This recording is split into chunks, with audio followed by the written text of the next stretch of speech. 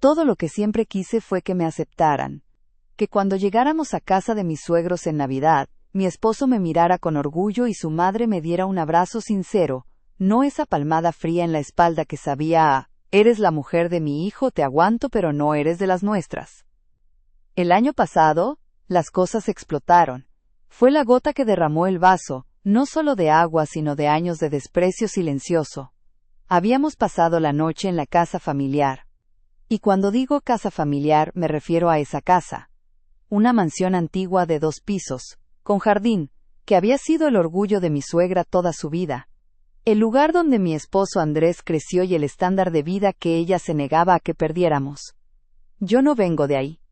Mi familia es de clase trabajadora, honesta pero humilde.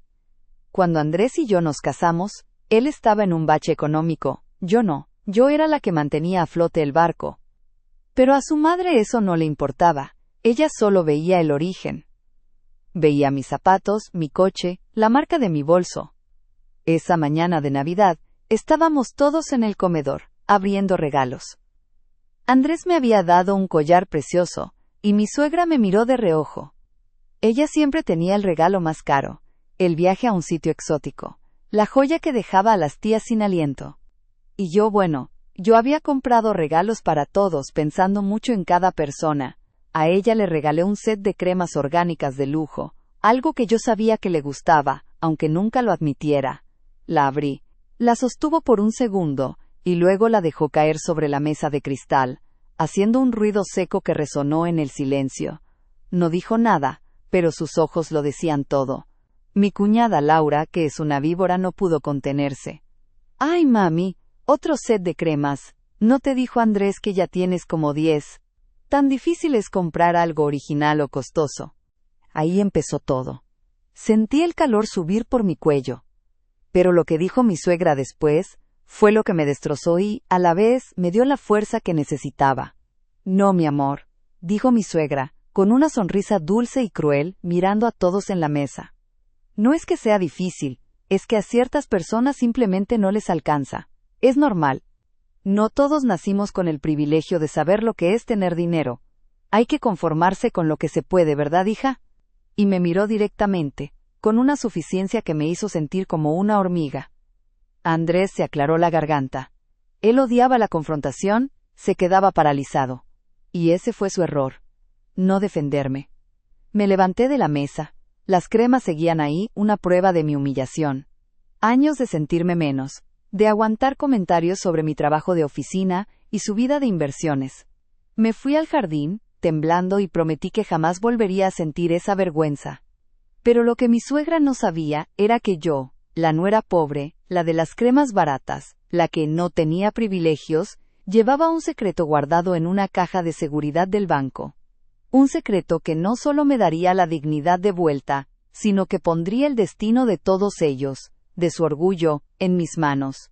Llevaba 3 meses trabajando discretamente con una inmobiliaria, y el mes pasado, firmé los papeles. Yo compré la casa donde vivían, donde me acababan de humillar, y ellos no tenían ni idea de que la fecha límite para desalojar se había cumplido hoy. La rabia de aquella Navidad me persiguió como una sombra. No era la primera vez que sucedía, solo fue la primera vez que Andrés no reaccionó. Me di cuenta de que su silencio era su forma de aceptar la jerarquía familiar. Su madre siempre estaría por encima de mí.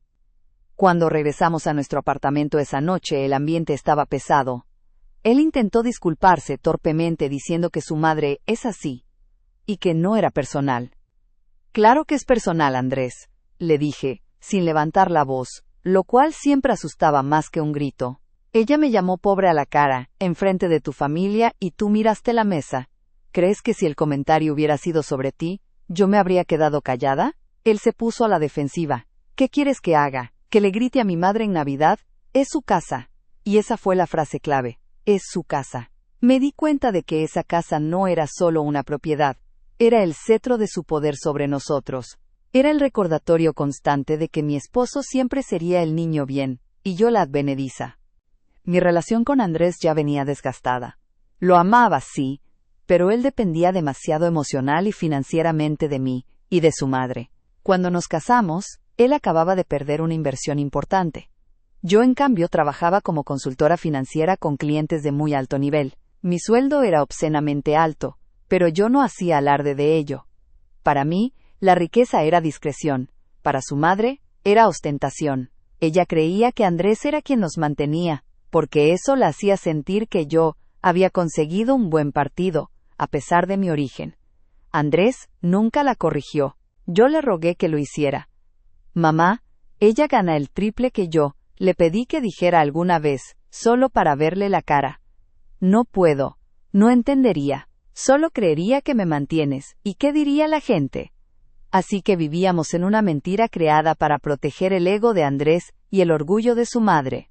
Una mentira que yo había aceptado cargar, hasta esa mañana de Navidad. Esa semana, contacté a mi mejor cliente. El señor de la Cruz era un hombre de negocios implacable, dueño de una de las inmobiliarias más grandes del país. Le conté, sin dar nombres, que quería hacer una inversión particular. Comprar una propiedad con una transacción rápida y anónima, donde yo fuera la única propietaria secreta. Le expliqué que la casa familiar de los suegros de una amiga estaba en el mercado por un precio elevado pero justo, debido a la urgencia financiera oculta de los propietarios. La familia de Andrés estaba ahogada en hipotecas y deudas de tarjetas de crédito que mi suegro intentaba tapar sin éxito. Ellos no lo sabían, pero mi firma manejaba discretamente las cuentas de mi suegro desde hace años.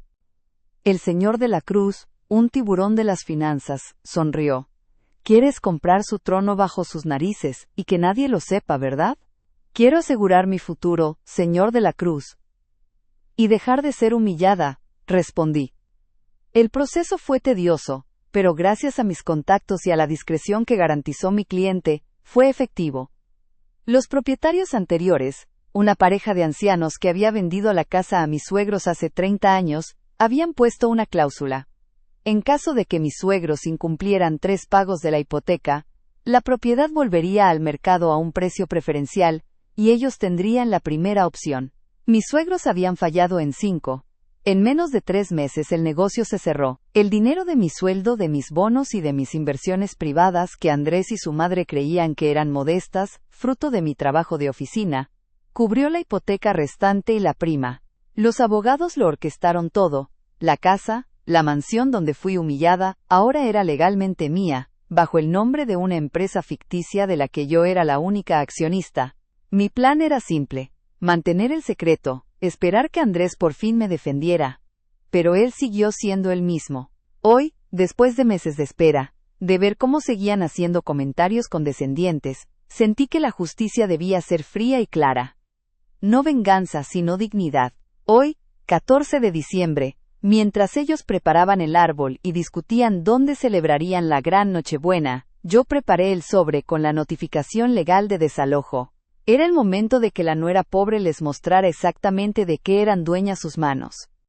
El sobre con el membrete del despacho de abogados se sentía pesado en mi mano. Era la materialización de mi silencio, de mi dolor, y ahora, de mi poder. Era 14 de diciembre, y yo acababa de salir de una reunión con mi cliente, el señor de la Cruz, quien me había deseado suerte con una mirada que decía: disfruta el espectáculo. Esa tarde, me dirigí a la casa. No avisé a Andrés. Quería que esto fuera entre su madre, su padre y yo. Quería que no hubiera testigos innecesarios. Al llegar, la casa olía a pino y galletas. Mi suegra Elena estaba en la sala, dirigiendo a una empleada sobre dónde colocar los adornos, con esa actitud de reina que siempre adoptaba en su propiedad. Me miró. Su expresión pasó de sorpresa a condescendencia. «Qué raro que estés aquí tan temprano, Clara. Pensé que tendrías mucho trabajo en tu en la oficina», dijo, enfatizando la última palabra con desdén. Ignoré la puya y me quité el abrigo. «Vine a hablar con ustedes, Elena. Con tu esposo también, es importante». La seriedad de mi tono la desconcertó un momento. Mandó a la empleada a la cocina y me señaló un sillón. «¿Y de qué tenemos que hablar tan urgentemente? ¿Tu esposo tiene problemas otra vez?» Mi suegro, Fernando, apareció en el umbral, con un aspecto cansado. Siempre fue un hombre de negocios, pero la presión de las deudas lo había hecho envejecer 20 años en uno. Me senté. No ofrecí café. Fui directa. Fernando, ¿podemos hablar de sus deudas, específicamente, de la hipoteca de esta casa? Mi suegro palideció. Miró a Elena con terror. Él nunca había querido que su esposa supiera la magnitud del agujero financiero en el que estaban. Ella creía que él era infalible, el sostén económico de la familia. Clara, ¿de qué estás hablando? Eso no es asunto tuyo, musitó Fernando, tratando de sonar autoritario.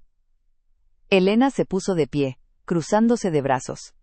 Claro que no es asunto tuyo, niña. Métete en tus asuntos. Esta es nuestra casa, nuestro dinero. Abrí mi maletín y saqué la carpeta. La puse sobre la mesa de centro, junto a las cremas de Navidad que aún, por alguna extraña razón, seguían en un rincón. Es completamente mi asunto, Elena. Yo trabajo en finanzas, ¿recuerdas? Y también soy tu acreedora principal. O para ser más precisa, soy la dueña, dije, señalando el sobre. Hubo un silencio tan espeso que se podía cortar con un cuchillo. Fernando se acercó a la mesa, nervioso, y tomó el sobre. Lo abrió con manos temblorosas. Sus ojos recorrieron el documento. Pude ver cómo la sangre abandonaba su rostro. Esto no puede ser, susurró, la voz rota. ¿Una empresa? ¿Grupo Fénix? No conozco esta empresa. ¿Qué es esto, Clara? Elena, que solo había visto el membrete, se acercó, molesta. Es una tontería, Fernando. Algún tipo de fraude. Llama a nuestro abogado. No, Elena, intervine, con la voz serena, casi aburrida. No es fraude. Fernando sabe lo que pasó con la hipoteca. El grupo Fénix compró la deuda a los propietarios originales, aprovechando la cláusula de incumplimiento. Lo que tienes en las manos es la notificación formal de desalojo, con efecto inmediato. Tienen 72 horas para entregar las llaves. Ella me miró con incredulidad y luego se echó a reír, una risa histérica y hueca. ¿Tú? ¿Crees que puedes llegar aquí y decirme que me vas de mi casa? Por favor, eres una niña. ¿Con qué dinero ibas a comprar esto? Con tus propinitas de la oficina. En ese momento, miré directamente a Fernando. Fernando, dile a tu esposa quién soy en realidad. Dile que mi trabajo de oficina me permitió cerrar la compra de esta casa en menos de 3 meses. Dile que yo tengo el capital que tú intentaste cubrir con mentiras. Dile que no es el grupo Fénix, sino que soy yo, la nuera que desprecias, la que compras cremas de $50. La humillación de él era palpable. Se desplomó en el sillón. Elena se volvió hacia mí, su cara una máscara de horror. Estaba a punto de hablar, a punto de desatar la furia que tanto conocía, pero la detuve con una verdad fría que la dejó inmóvil, mirando la propiedad que creía suya. Elena, esta ya no es tu casa, es mía. Y si no sales por las buenas, te sacaré por la fuerza legal. Es tu turno de ver lo que es no tener privilegios. Elena no gritó de inmediato. El impacto fue físico. Se quedó rígida, como si mis palabras la hubieran petrificado en el centro de su sala. Su risa histérica se ahogó en una mueca de incredulidad y rabia. «Mientes», fue lo primero que pudo articular, arrastrando las sílabas. «Esto es una jugada tuya para asustarnos. ¿Crees que no sabemos cómo manipular los papeles? Fernando, dile que es una broma de mal gusto». Fernando, sin embargo, no podía ni levantar la mirada. Estaba releyendo el documento con desesperación, buscando una grieta legal, un error que yo hubiera pasado por alto. «No miente, Elena», dijo mi suegro con voz áspera y desinflada. «Los papeles son reales. El incumplimiento es real. La empresa compradora tiene los derechos. Y Clara es la dueña del grupo Fénix». La verdad, dicha por su esposo, fue como un golpe físico para ella. Se acercó a la mesa, sus manos temblando mientras tomaba el documento de desalojo. Su rostro, antes tan sereno en su superioridad, se desfiguró por la ira. «¿Tú? Bruja, ¿nos has estado espiando? ¿Has usado tus contactos para arruinarnos?», me acusó, señalándome con un dedo tembloroso. «¿Y todo por unas estúpidas cremas? ¿Por una broma de Navidad? Eres una persona horrible sin alma». Me levanté del sillón. Mi voz era fría, sin una pizca de emoción, como si estuviera leyendo un balance financiero. «No, Elena. No fue por las cremas. Fue por años de humillación constante. Fue porque me hiciste sentir menos en cada cena, en cada reunión familiar. Fue por la mirada de desprecio que me dabas mientras yo, irónicamente, era la única que podía salvarlos de esto. Y fue porque tu hijo, mi esposo, nunca tuvo el valor de defenderme de ti, protegiendo tu orgullo en lugar de nuestro matrimonio. En ese instante, la puerta se abrió, y Andrés entró, alegre, con bolsas de compras en las manos. Mamá, ya compré las luces nuevas, ¿de qué se ríen? El pino se ve genial, huele. Se detuvo en seco, vio a su madre, roja y furiosa, agarrando un papel, vio a su padre, con la cabeza entre las manos. Y me vio a mí, de pie, con la calma de un juez. ¿Qué está pasando aquí? Clara, ¿qué hiciste? Elena aprovechó la entrada de su hijo para montar la escena que tanto le gustaba. Tu esposa, Andrés. Esta mujer malvada compró nuestra casa. Nos está echando a la calle. Dice que tenemos 72 horas. Andrés me miró, con una mezcla de horror y traición. Su rostro, generalmente afable, se volvió duro. ¿Es verdad, Clara? Sí, Andrés.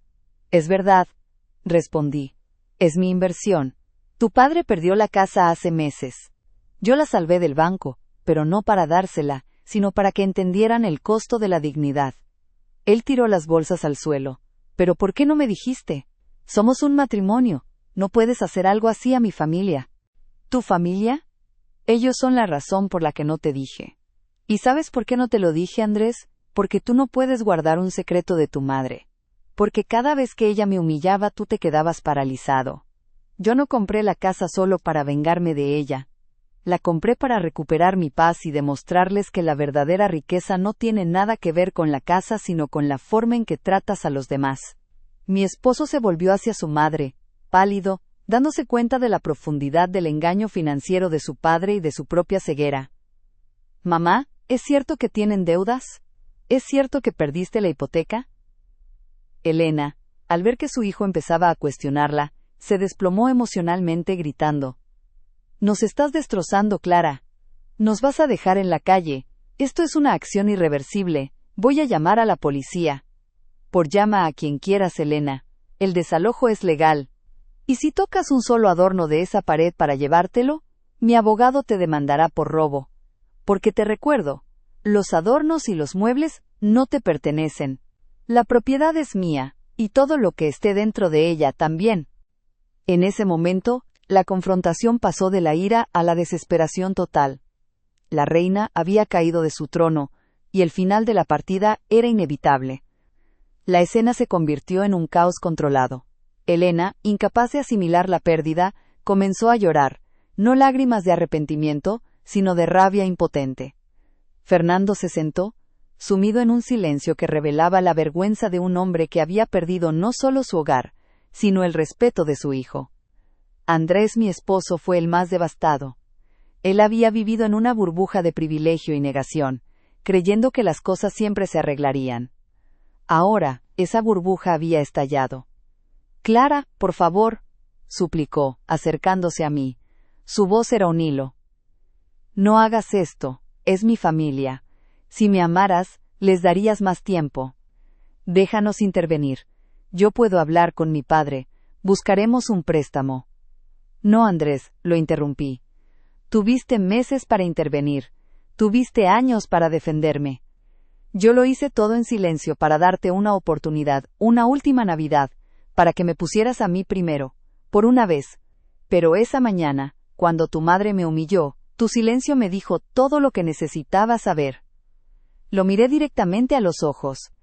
El amor que sentí una vez por él se había evaporado, reemplazado por una lástima fría.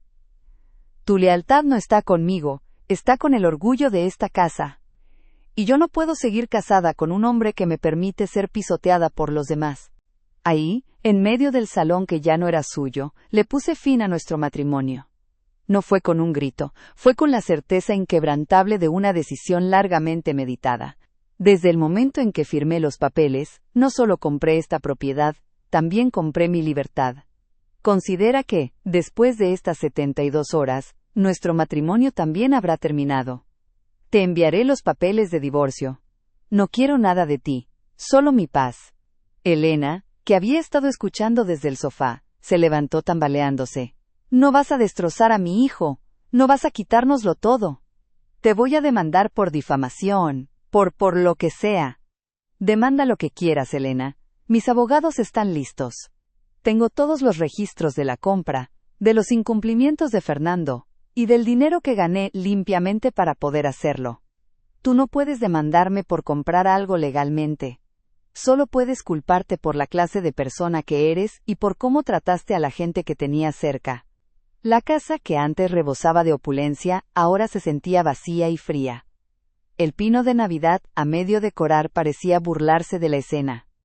Al cabo de una hora la situación se hizo insostenible. Andrés, en shock, se fue a buscar a su hermana para contarle la noticia, dejando a sus padres solos. Era la acción más egoísta y cobarde que podía haber tomado, probando, una vez más, que no podía manejar la presión. Antes de irme miré a Fernando, que seguía en el sillón, y a Elena, que ya no gritaba, sino que murmuraba incoherencias. Mañana a primera hora, mis agentes de seguridad y mudanza estarán aquí para asegurar que todo el proceso se haga dentro del marco legal.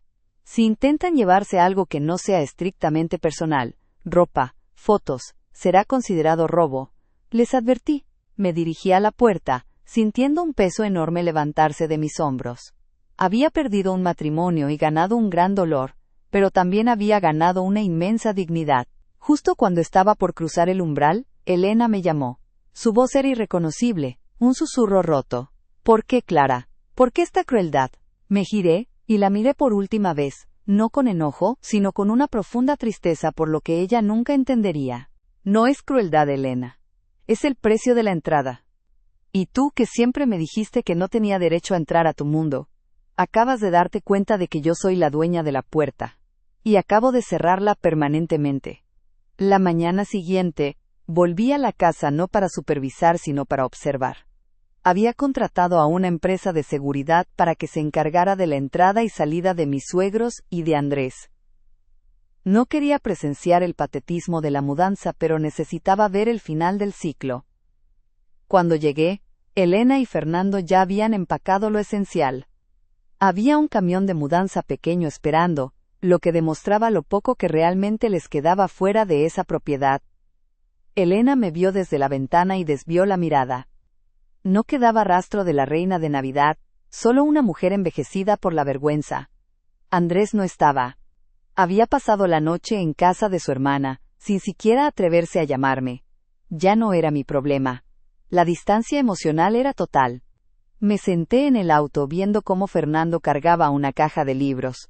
Estaban literalmente sacando los restos de su vida. Mi satisfacción no era total, era una mezcla extraña de justicia cumplida y un vacío profundo por el matrimonio que acababa de sacrificar. Finalmente, Fernando y Elena salieron por última vez. Cerraron la puerta sin hacer ruido, la llave cayó en el buzón como había instruido el agente legal, y caminaron hacia el coche con la cabeza baja. Ni siquiera me miraron. Eran fantasmas desalojados de su propia historia. Cuando se fueron, caminé hacia la puerta y tomé la llave. Entré a la casa vacía.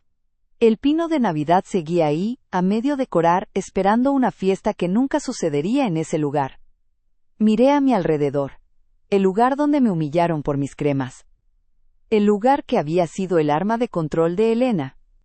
La mansión que yo, la nuera pobre y sin privilegios, acababa de comprar con el sudor de mi frente y el desprecio en mi corazón. Y aquí viene la parte que nadie entiende, ni siquiera Andrés. Mucha gente cree que hice esto por venganza. Creen que la compré para vivir aquí y celebrar mi victoria. Pero yo no la compré para vivir en ella. No quiero su trono. No quiero su historia ni su olor. Llamé al Señor de la Cruz una semana después del desalojo, el 21 de diciembre. Señor de la Cruz, le dije, con la misma voz tranquila que usé para enfrentarlos, ponga la casa en venta inmediatamente.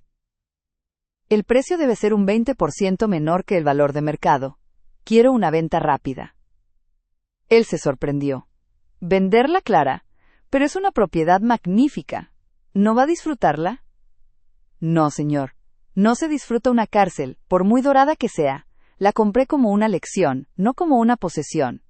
Y es que, al final, la justicia poética no fue quedarme con la casa, sino demostrar que el orgullo de Elena y Fernando, esa cosa que valoraban por encima de las personas, no valía nada. No era un hogar, era solo un activo. Y los activos se compran, se usan y se venden.